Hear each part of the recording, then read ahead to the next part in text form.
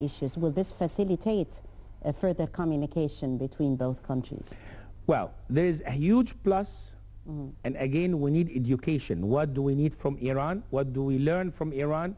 What do we need not to achieve and take from Iran? First of all, Egypt is one of the largest countries in the Middle East, if it is not the largest, as I consider. Egypt is the only country who has peace with Israel in the Middle East, beside, of course, Jordan and other small countries, with all my respect to Jordan, of course. And Iran was inviting the Egyptian to go there. Iran is threatening Israel every day that they were going to bomb Israel, and Israel is revenging and answering this. So Egypt in a very sensitive position. Does Egyptian go to Iran or go to Israel, who they have peace with? Does the American will be happy that the Egyptian will go to Iran with no visa? Now, the conference that they had yesterday, and President Nagad was the vice president of Al-Azhar, was contradiction, just talking, announcing what was the meeting all about. They disagree about this. So this can give you a reflect of the relationship. Do we really expect to have a free Shia to come here and be missionaries to let some of the Muslims, or to show some of the Shia here, to allow them? I don't see why not. Not because I'm Sunni or Shia, or because the religion, it's really for the Muslim to do what we cannot say for the Coptic, don't be Protestant and be Catholic or be Orthodox. It's up to him. But we have to educate him what do we choose in order for him to choose what suits him. But again, we cannot say the Shia are not Muslims, because they are Muslims. We are dealing with them all over the world. So we have to accept them. If we're going to send Egyptian to Iran, we have to educate them what's happening in Iran.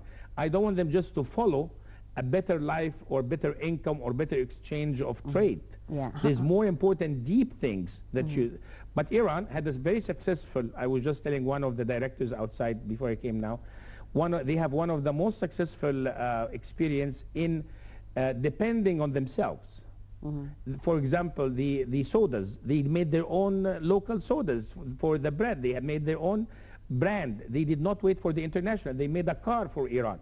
So it's a good example that they were depending on Iran. Iran did not lose everything in Iran because they are not dealing with United States. Yeah, and which is the field that you think is going to further, in which cooperation is going to be fostered economically with Iran? I believe trade will be, if President Morsi will allow them really to get from Iran what do they need. It's much cheaper than Europe. It's not the same quality, but again, Egypt is looking for what's more reasonable, since the economy is not the greatest right now. So I think the trade between Iran, but again, the disaster that we are having, and every time we receive the Prime Minister of Turkey, I meet with him here, twice he came. By the end of his trip, he's bringing 200 business people. They go with $2 billion contracts from Egypt. Egypt, our problem here, that we are exporting 90% of our usage. So time has come that we should learn how to do joint venture in Egypt. So I think the government, what they should do, direct the Egyptian, instead of buying products from Iran or from Turkey. It's good, we can buy temporary. But next year, we should do a joint venture. We should produce the product. We should have laborers in Egypt working here. We should export laborers to work in Iran to learn how to do this. We should export laborers to Turkey to learn how the Turkish are doing it, and they succeeded. We should take these two experiences, but again, we have to think politics. We don't want to win Iran today and lose the peace agreement that we had for 40 years. Right. We should balance it up. It needs really a good politician to understand the major issue, because we are in one Middle East. We are not in 20 different Middle East. Right. As the chairman of the Egyptian-American Business Council, how did you view achievements on the economic sector concerning this summit, and talking about the issue of joint ventures? How is this being promoted between Egypt and the United States? We are doing the best, but the best is not good enough. When I say the best, the know-how of United States, that United States are buying from all over the world, and they're not talking about how much. I will give you a very practical example that Obama, he went to China and he asked to have Chinese factory move completely to United States. And the answer of the Chinese, which was very factual, that the product, the Chinese product, is much cheaper to buy from China than producing this same product in the United States. And he still insists. Why would he insist to have it in the United States? When I have this product in the United States, I will use American land. I will use American workers. I will use American power. So all of this money that I'm investing, I'm reinvesting into the American family, the American workers. So I would like us to learn from this. And how can we reinvest into the Egyptian family? That's very important. Again, as I said, we have 94% the size of Egypt untouched. So time has come. We are not going to develop all of this land overnight, but we take at least 5% of this size of Egypt and develop it proper. We don't have the money, I understand. We don't have the power, I understand. Time has come to do a joint venture. We can have now the International Bank, we can have the European Union, we can have the Japanese, we can have the Chinese, to do a joint venture with the American know-how if we need this. So it's a triangle. We can use the expertise of Canada, not only the United States. We can use the expertise of Iran, of Israel, the whole world. I don't want to really have politics to affect the bread on the table for the Egyptian. In order this Egyptian to get the best out of him, you have to feed him well. You have to get him dressed well in the feast. He has to take care of his family. He has to feel security. We used to say in the school, I was just telling them today in the club, that we used to say, وزارة التربية والتعليم. So it's not only education, it's how to behave. Definitely. How really to have the word عيب that we used to have. The rule that Sadat did, عيب. عيب means you have to respect the old people. We have to listen to the people. We have to hear each other. We have to communicate with each other. We have to go back. What is so different about Egypt and the other world, that Egypt has tradition. This 7,000 years did not came out of nothing. It built up education of the families, of the respect, of the dealing, how really to communicate with each other. And this is what saved Egypt in the past 2 years.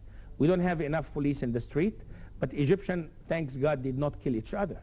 There's some, of course, accident, but not as much as should have been. Not like Libya, not like Iraq, what's happening today. Not like other countries that they are losing it.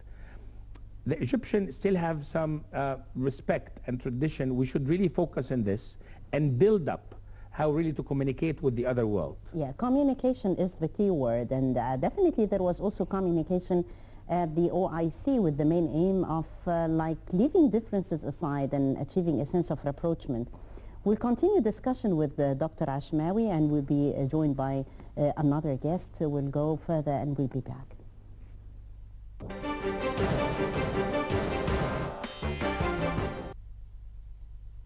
This year's summit of the Organization of Islamic Cooperation, OIC, that was opened on Wednesday afternoon in Cairo, bringing together 26 Muslim heads of state out of the organization's 57 member states. Following an opening speech by Senegalese President Macky Sall, President Mohamed Morsi addressed the audience. Morsi highlighted Egypt's role as a strong Muslim nation in the heart of the Arab world. In his speech in front of the 75-member organization, Egypt's first democratically elected leader took the opportunity to voice support for Muslim rights from the West to Burma and Mali. He praised the quest for an independent Palestinian state, threw his weight behind the Syrian opposition, emphasized Egypt's respect for Mali's territorial sovereignty in the wake of a French military intervention there. He said he sees no place for Syrian President Bashar al-Assad in any Syrian political transition. He also denounced the international community for failing to hold settlement activity in Palestine. He described the resolution of the perennial Israeli-Palestinian issue as the cornerstone of stability in the Middle East. Morsi went on to commend Palestinian success in winning observer status at the United Nations last November, stressing that such an achievement could not have been realized without joint cooperation. In further comments, the Egyptian leader denounced sectarianism and called on Western nations to treat better their Muslim minorities. Morsi stressed that day by day, the Muslim world was facing new and pressing challenges. He also stressed the importance of promoting a moderate version of Islam in the light of a rising tide of fanaticism in the region. He pointed to numerous attempts to tarnish the image of Islam around the world, saying it was the responsibility of the OIC member states to rectify wrong impressions. Morsi also noted that the economic stagnation currently facing the Muslim world and stated the amount of trade between member states that has increased 17.8% as expected to reach 20